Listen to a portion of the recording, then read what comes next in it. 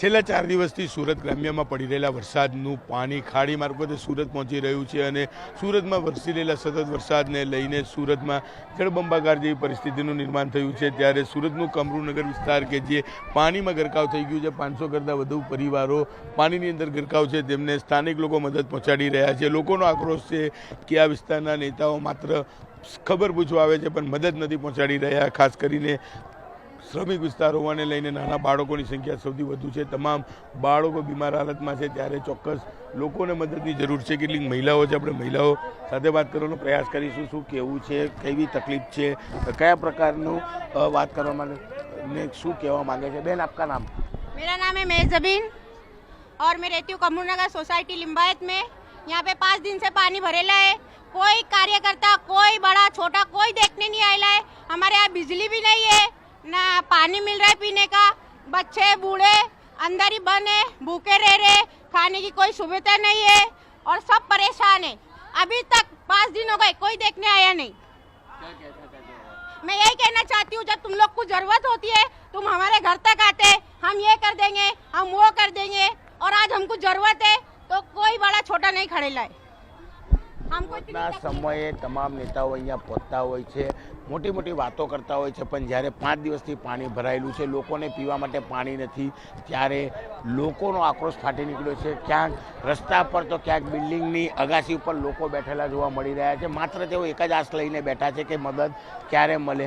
અંદર જોઈ શકાય છે કે બોટ મારફતે તમામ વસ્તુઓ પહોંચાડવામાં આવી રહી છે। 500 કરતાં વધુ પરિવારો આ વિસ્તારમાં છે, ત્યારે નાના નાના બાળકો બીમાર હોય ત્યારે તેમને બોટ મારફતે બહાર લાવવામાં આવી રહ્યા છે। લોકોનો ચોક્કસપણે આક્રોશ છે, કારણ કે જે પ્રકારે વિસ્તારમાં પાણી ભરાયું છે, જો કે આ તમામ પાણી ગંદુ છે, જેને લઈને કહી શકાય કે બીમારી ફેલાવાના સૌથી વધુ ચાન્સ છે। તમે જોઈ શકો છો કે નાના બાળકો, મહિલાઓને અંદરથી લાવવામાં આવી રહ્યા છે, કેટલાક લોકો સ્વેચ્છાએ બહાર આવી રહ્યા છે, સ્થળાંતર કરી રહ્યા છે, ત્યારે કહી શકાય કે કયા પ્રકારની પરિસ્થિતિ છે। સામેથી દ્રશ્ય જોઈ શકાય છે કે નાના બાળકોને લઈને એક પરિવાર આવી રહ્યું છે, મહિલાઓ છે તેની અંદર। ત્યારે આપણે પરિવાર સાથે પણ વાત કરવાનો પ્રયાસ કરીશું, શું કેવું છે, કારણ કે જે પ્રકારે તમામ લોકોને બહાર કાઢવામાં આવી રહ્યા છે, કારણ કે જેમ અંદર જાઓ તેમ પાણીનો પ્રવાહ વધુ છે, પાણીનું લેવલ વધુ છે, એટલે કે પહેલાં 5 દિવસથી આ ગંદા પાણીમાં રહેવા મજબૂર થયા છે। ત્યારે ચોક્કસ લોકોમાં આક્રોશ છે, મદદ નથી પહોંચી રહી। ત્યારે બાળકોને જે પ્રકારે બોટ બનાવી અથવા તો કે કહી શકાય કે બોટ જેવી વસ્તુ પર બેસાડીને બહાર કાઢવામાં આવે છે, ત્યારે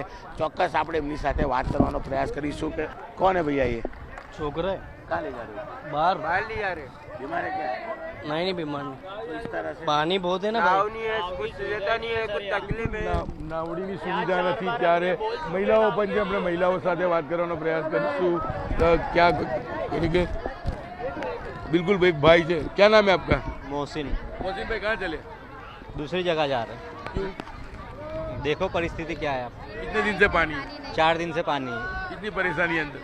परेशानी तो है, होती है ना, जब पानी बढ़ता है तो हर साल का तकलीफ है। બિલકુલ દર વર્ષની પરેશાનીથી લઈ લોકો એટલી હદે કંટાળ્યા છે કે હવે તેઓ બહાર નીકળી રહ્યા છે, તંત્રની મદદ નથી મળી રહી। ત્યારે સ્થાનિક લોકો ક્યાંક લાકડા તો ક્યાંક થર્મોકોલની સીટ ઉપર બોટ બનાવી લોકોને બહાર કાઢતા હોય તેવા દ્રશ્ય પણ જોવા મળી રહ્યા છે। કેમેરામેન ભરત બ્રહ્મભટ્ટ સાથે કીર્તેશ પટેલ, ન્યૂઝ 18 ગુજરાતી, સુરત।